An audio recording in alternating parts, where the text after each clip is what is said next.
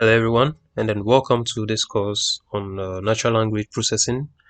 In this particular course, we are going to be learning to use the pattern library. So the pattern library is going to help us to easily do some kind of natural language processing um, activities. Okay, so we'll learn to lemmatize, like find the root of a word. So when I say, let's say, sees or saw, the root is going to be what? See. I say went.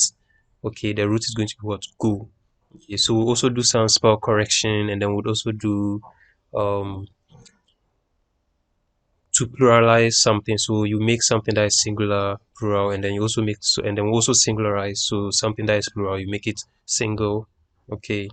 Um, Also try to find some form of like if I say thousand or if I write thousand, okay, in numerals, okay, the pattern library is able to actually make it like in words.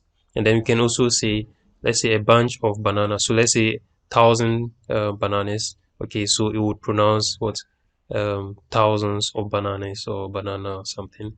And then if you have let's say okay, so something like this. Okay, so if I that's quantify, so 200, we can have hundreds of strawberry and then a number of purples as you see here.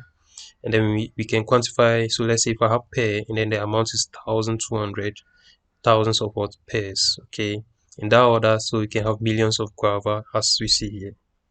So there are lots of interesting things that we can do with the pattern library, including data mining, finding some URLs, getting some information from Wikipedia or Google or Twitter and the likes. Okay. So I'll see you guys in the next lesson where we'll actually dive into um, coding something. Okay. So see you in the next lesson and then thank you.